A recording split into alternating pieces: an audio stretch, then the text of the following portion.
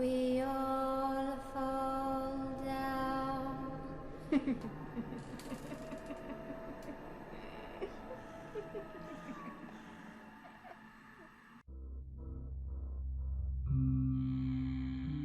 On dit que le gris est la couleur de la tristesse, du morose, de l'ennui. Enfin, vous voyez ce que je veux dire. Eh bien pour moi non. Non, maintenant le gris c'est la peur. La peur et l'extrême angoisse. Je suis sûrement la seule personne au monde qui doit dire cela. Même si, de toute façon, le gris, qu'est-ce que ça représente? Oui, ça représente quelque chose de plat. Mais vous l'appréciez peut-être pour vos vêtements, votre voiture, des petits objets de la vie quotidienne. Mais avez-vous déjà entendu quelqu'un dire « Oh, moi le gris c'est ma couleur préférée ?» Ça m'étonnerait. Vous voyez? Le gris c'est comme cet ami que vous appréciez moyennement. Il est là, il n'est pas là, qu'est-ce que ça change? Si, quand il est là on rigole un petit peu, mais rien de plus. Vous pouvez l'ignorer, et vous en avez certainement rien à faire de lui. Eh bien moi j'en ai peur. Extrêmement peur. Je vous rassure, cela n'est pas une phobie quelconque, un traumatisme de l'enfance ou autre. Cela est arrivé très récemment. Laissez-moi vous parler un peu de moi s'il vous plaît. De toute façon, je n'en ai plus pour longtemps. Mais je vais tout de même essayer de faire vite. Je n'ai pas spécialement envie de vous emmerder trop longtemps. Oui, je suis un peu d'humeur grisâtre, que voulez-vous? Ça fait des années et des années que je travaille dans la même boîte de merde, à faire les mêmes corvées. Non, c'est pas un travail. Quelle horreur. Un travail, ça? Non, c'est de la punition, oui. Un travail à la chaîne, inlassablement qui se répète à chaque seconde qui passe. Ça devient mortel. Vraiment mortel. J'ai perdu 3 de mes collègues l'année dernière, pendaison. En même temps, je peux pas leur en vouloir. Même la mort est beaucoup plus douce que ce travail de merde. Certes, je ne l'aime pas, mais j'en ai besoin, vraiment besoin, comme nous tous. Mais vous savez quoi? Messieurs, je veux parler des gros bonnets, pensent qu'en été, on peut se permettre de fermer, car il faut prendre des vacances. Mais non, on peut pas. Ce ne sont pas des congés payés. Alors non, on ne peut pas partir comme cela en vacances. Alors qu'est-ce qu'on fait? Eh bien, on bricole, on essaye de s'organiser, on essaye de faire un peu de travail au noir ici et là. Oui, bon, je sais, c'est interdit, c'est illégal, je risque gros, bla bla bla bla bla, je connais la chanson, mais que voulez-vous? J'ai pas un sou en poche, alors non, je ne peux pas me permettre. De toute façon, je vous rassure, ce que je faisais n'était pas spécialement méchant. À la base, c'était même un projet pour une future entreprise. Ma future entreprise. C'était un mélange de déménageurs et de nettoyeurs. Je vous explique. C'était un travail très simple, ça consistait uniquement à nettoyer l'intégralité d'une pièce, un grenier, un garage, une chambre, qu'importe. Et quand je veux dire nettoyer, c'est débarrasser tous les objets que les propriétaires ne veulent plus, faire un bon coup de ménage et essayer de remettre à neuf ici et là quelques éléments, comme un petit coup de peinture, refaire le carrelage ou autre. Et tout cela complètement gratuitement. En fait, mon entreprise aurait fait des bénéfices sur les objets que les propriétaires ne voulaient plus. Nettoyer, rénover et revendre. Vous voyez, il n'y a rien de bien compliqué. Malheureusement, je n'aurais pas eu beaucoup de clients. Pourtant, il y en a eu. J'ai eu beaucoup de demandes même. J'ai dû en refuser quelques-unes car les objets qu'ils me proposaient à revendre étaient vraiment peu nombreux et pas intéressants. Et c'est durant l'une de mes interventions que mon calvaire a commencé. C'était même l'avant-dernière pour être précis. C'était un simple garage. Oh, rien de bien méchant. Quelques meubles à peu près intéressants, des objets un peu insolites et beaucoup de rétro. Énormément d'objets rétro. Et là, je pense que je vais en faire baver quelques-uns. Mais il s'agissait d'une PS1 avec plusieurs jeux, une Mega Drive, une Super NES, et il y avait aussi une Saturn, il me semble. Ça et un lecteur VHS, et une très grande quantité de VHS. Rien qu'avec les consoles et les jeux, j'avais largement rentabilisé la journée.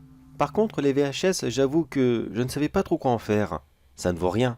Enfin si, je sais, il y a quelques rares VHS ici et là qui valent quelque chose. Mais vraiment très peu, et celle que j'ai récupérée ce jour-là, eh bien, elle n'en faisait pas partie. Alors comme d'habitude, j'ai tout débarrassé, j'ai fait un très gros ménage de printemps, quelques petites réparations ici et là, mais rien de bien méchant.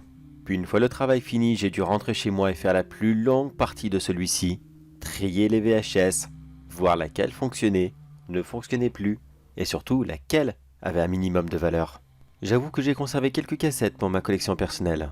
Vous savez, il y a des très bons films qui n'ont jamais été retransmis en DVD, jamais. Et dans cet énorme lot de VHS, il y en avait une qui a attiré mon attention. Il y avait dessus un petit bout de scotch qui signifiait que, oui, quelqu'un l'avait utilisé pour enregistrer quelque chose par-dessus. Mais maintenant que j'y repense, est-ce que ça servait réellement à quelque chose de mettre un bout de scotch ou quoi que ce soit d'autre sur cette partie de la VHS? Vous savez ce petit trou qu'il y avait en bas? C'était vraiment utile? J'en sais rien. Mais bon, passons. Comme je vous l'ai dit, elle a attiré mon regard car qu'est-ce qu'il pouvait y avoir dessus? Officiellement, il y avait écrit, c'était quoi déjà? Ah oui, je m'en souviens, Star Wars épisode 1, la guerre des étoiles. Oui, c'était une autre époque. Mais quand je l'ai lancé, au lieu d'avoir un film programmé ou quoi que ce soit d'autre, je n'ai eu que de la neige pendant quoi? 10 bonnes minutes? Oui, vous savez, cette fameuse neige de couleur blanche, noire et surtout grise. Là, c'était le premier moment où j'ai commencé à détester le gris. Bon, je vous rassure, je ne suis pas resté 10 minutes devant à attendre bêtement. Je faisais quelque chose d'autre à côté. Mais honnêtement, j'aurais préféré ne jamais voir ce film. Est-ce que vous vous souvenez de cette creepypasta qui parlait de Mickey qui avance dans la rue avec un air extrêmement triste et des hurlements de gens qui sont en arrière-fond? Puis après Mickey commence à rire, on voit des images bizarres, on entend de plus en plus de cris, enfin, vous voyez ce que je veux dire. La creepypasta traditionnelle et qui personnellement je trouve qui est assez mal écrite. Mais bon, ce n'est que mon avis. Eh bien ça a commencé avec plus ou moins la même chose. Mickey qui se promène dans un décor en noir et blanc. Il a un regard extrêmement triste et évasif. Et il avance sans aucun but, simplement en ligne droite. Je vous avouerai que j'étais vraiment sans voix. Je me suis dit, attendez, cette creepypasta existe vraiment? La cassette, tout ça, c'est vrai? Waouh! Mais c'est incroyable! Combien est-ce qu'elle vaut cette VHS? C'est exceptionnel!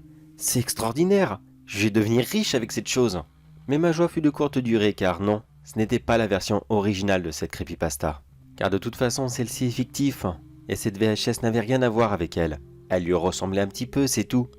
Et je pense même que la personne qui a écrit cette creepypasta a dû s'inspirer de cette VHS. Enfin peut-être. Car oui, Mickey dans la VHS comme dans la creepypasta avance en ligne droite, comme je vous l'ai décrit. Mais je pense que cette personne n'a pas dû la regarder jusqu'au bout. Car Mickey arrête de le faire au bout de 5 minutes. À ce moment, il ne prend plus que des couleurs grisâtres. Au revoir le blanc, au revoir le noir. Et laissant place à des nuances de gris, tout aussi étranges les unes que les autres. Ça allait même jusqu'à des nuances de gris bleu qui lui donnaient un effet de négatif de photo. Ça, une négatif, vous pouvez être sûr et certain que qu'importe l'événement qui se passe sur la photo, ça sera toujours creepy. Je vous l'ai dit, le gris est peut-être terne, peut-être nul pour beaucoup de personnes, mais il peut avoir beaucoup d'influence lorsqu'on y prête attention. Et surtout, quand on sait le manipuler correctement. Mais bref, je m'égare. Lorsque le film continue, on voit Donald et Dingo rejoindre Mickey. Vous voyez, ça devient complètement différent. Enfin bref, les trois personnages ont l'air complètement surpris. On y voit de l'incrédulité dans leurs yeux. Comme s'ils se demandaient « Mince, qu'est-ce qu'ils font là ces deux-là ?» Les trois amis font semblant de partir à d'autres activités. Vous savez, ils mettent la main derrière leur dos, ils regardent en l'air et ils sifflotent avec un petit air d'innocent. Puis très rapidement ils se refont face, et cette fois-ci ils sortent de derrière leur dos, une masse pour l'un, une hache pour l'autre, et le dernier une pioche. Puis ils se jettent tous les trois dans une mêlée générale où ils ne cessent de se taper l'un sur l'autre. Et non, je vous rassure, ce n'est absolument pas gore. Non, il n'y a pas de bruitage dégueulasse. Non, il n'y a pas une goutte de sang. Rien du tout. Quand l'un des personnages est touché, que ce soit Mickey, Donald ou Dingo, il tombe en arrière et il voit des petits oiseaux qui tournent autour de sa tête. Mais rien de plus. Il se relève quelques instants plus tard et il repart dans la mêlée. Je vous l'ai dit, à part les couleurs, ça a vraiment l'air de quelque chose de très traditionnel. Jusqu'à là même un enfant aurait pu le voir. Mais c'est juste après que tout a dérapé. Les personnages ont continué à se battre encore et encore, jusqu'à ce que le film soit arrêté par une coupure de courant. Mais ce n'était pas fini, loin de là. À l'instant même où les sons ont arrêté de sortir de la télé, ils sont provenus de quelque part dans ma maison. J'entendais le petit combat, mais plus loin chez moi. Bien sûr, j'ai été surpris et j'ai immédiatement pensé à un cambrioleur qui avait profité de mon absence, enfin plutôt, de mon occupation, pour faire sa sale besogne.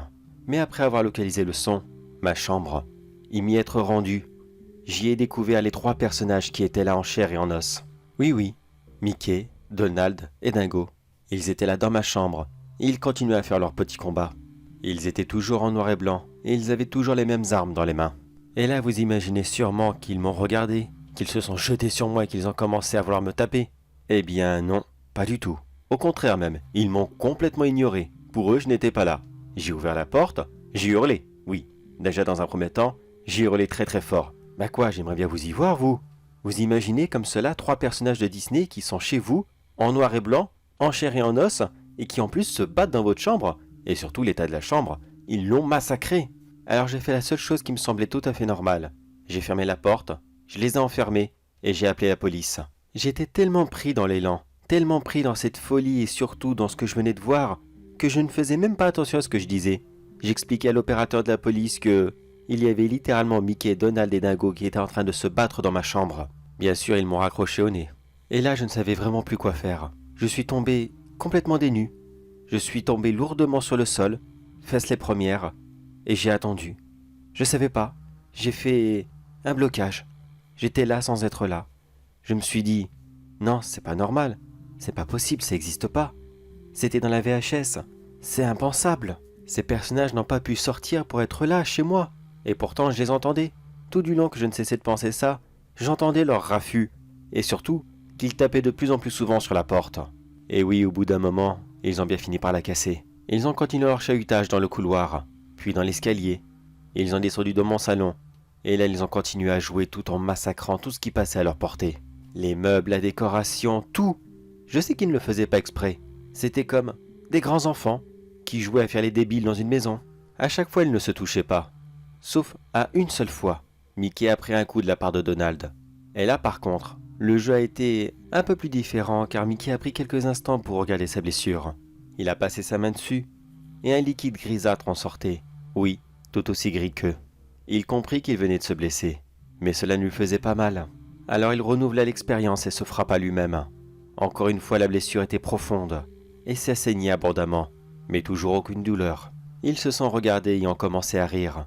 Je pense qu'à ce moment, il se pensait immortel, que qu'importe ce qu'il faisait, qu'importe ce qu'il cassait, qu'importe qui il blessait, de toute façon, personne n'aurait mal. Ce n'est qu'un jeu. Et c'est à ce moment qu'ils ont fait attention à moi pour la toute première fois. Je possède une cheminée dans mon salon. Et j'ai aussi ces ustensiles en métal qui permettent de bouger le feu lorsqu'il s'éteint. Dingo en a attrapé un puis il me l'a donné. C'était complètement une invitation à rejoindre leur jeu.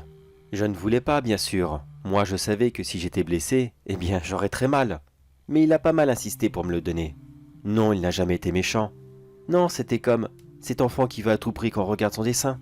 Il a insisté jusqu'à ce que je dise oui. Puis j'ai dû rejoindre leur partie.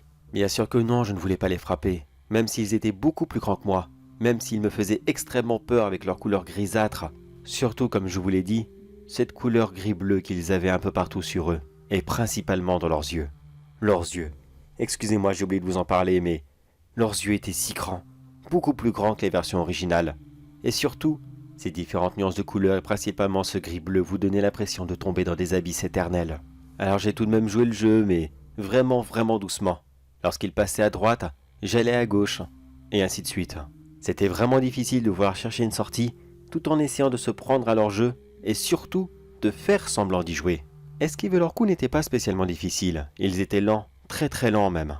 Et bien sûr, j'évitais à tout prix de les taper, je ne voulais pas les énerver plus que ça. Mais à force de regarder les portes et les fenêtres dès que j'en avais l'occasion, je pense qu'ils ont commencé à comprendre et ils les ont bloqués. Ils ont pris tous mes meubles et ils les ont barricadés. Avant de partir, je devais à tout prix finir leur partie. Si ça aurait duré 1 heure ou 2, à la limite, pourquoi pas? J'aurais fait extrêmement attention et puis ça aurait fini. Mais je ne savais même pas combien de temps ils avaient l'intention de jouer. 1 heure? 1 jour? 1 semaine? 1 mois? Cela a duré 2 bonnes heures. Et bon, je l'avoue, c'est vrai que, par moments, j'ai pu m'emballer un petit peu et je me suis pris un petit peu trop au jeu. J'ai cru qu'ils avaient compris qu'il ne fallait pas qu'ils me tapent, car moi je pouvais ressentir la douleur. Alors, je me suis lâché et je me suis permis de les taper. Ils avaient l'air d'être si joyeux lorsque j'étais à fond avec eux. Et pendant un court moment, la couleur gris ne me dérangeait plus spécialement. Mais malheureusement, ce qu'il devait arriver arriva. J'ai pris un coup. C'était un coup de pioche dans le bras. Ça n'a pas transpercé et je n'ai pas saigné. Mais la blessure a directement viré un bleu très foncé. Les 3 amis se sont regardés, et ils ont dû croire que plus ils me taperaient, plus je finirais comme eux, de cette même couleur. Alors j'ai entendu Mickey sortir un léger « Tous sur lui. » Et très rapidement, cette joie que j'avais ressentie a été remplacée par la peur, celle que j'avais ressentie la première fois que je les ai vus. J'ai réussi à esquiver plusieurs de leurs coups pendant quelques minutes, puis je me suis enfermé dans les toilettes, la seule pièce qu'ils n'avaient pas barricadée. Ils n'ont cessé de taper inlassablement sur la porte. Je pense qu'ils voulaient à tout prix la détruire pour me faire sortir. Mais au bout d'un moment, ils ont fini par arrêter. Je pense que ce n'était plus spécialement rigolo pour eux. Peut-être que c'était lassant et que ils ont voulu changer de jeu. Et là maintenant, je suis encore enfermé dans ces toilettes. Les toilettes qui sont de couleur grise en plus. Un véritable comble de l'ironie. Je suis enfermé dans la seule pièce de ma maison qui contient la seule couleur que je déteste le plus au monde. Je peux pas rester là indéfiniment. J'ai tellement soif, tellement soif. Et non, il est hors de question que je bois l'eau des toilettes. Hors de question. Comme je vous l'ai dit au début de mon récit, j'ai vraiment une vie de merde. Regardez, même si je sors là maintenant, même si ces 3 idiots sont partis, je n'ai plus rien. Le peu que j'avais dans ma maison a été détruit. Et ce n'est pas avec mon salaire de misère que je vais rapidement le remplacer. Certainement pas. Je vais probablement mourir ici et D'une certaine façon, ça serait pas plus mal. Au moins, ça serait la fin de cette vie de merde. J'arrêterai de souffrir définitivement. Bon, je vais essayer de sortir et je vais faire très attention. En espérant, en priant même, pour qu'il ne soit plus là. Si c'est le cas, je vais immédiatement boire au moins 3 litres d'eau. Et après, je vais me débarrasser de cette VHS. C'est la source de tous ces problèmes. Peut-être qu'ils sont partis ailleurs pour leur jeu, et peut-être qu'en la détruisant, eh bien ils disparaîtront. Même si c'est très risqué, je dois quand même le tenter. Je n'ai pas envie que quelqu'un d'autre souffre de ma connerie. Si je me serais débarrassé de cette VHS dès le début, si je l'aurais jeté tout simplement à la poubelle, eh bien tout ça, ça n'aurait pas existé. Et jamais je n'aurais détesté le gris à ce point. Maudit sois-tu foutu dessin animé en noir et blanc. Et si je peux me permettre de vous donner un dernier petit conseil, faites attention quand vous trouverez des VHS. Si l'une d'entre elles a quelque chose qui a été enregistré par-dessus, jetez-la à la poubelle. Sérieusement, jetez-la. Et il y a des choses dans la vie qu'il ne vaut mieux pas savoir. Allez, j'y vais. Souhaitez-moi bonne chance.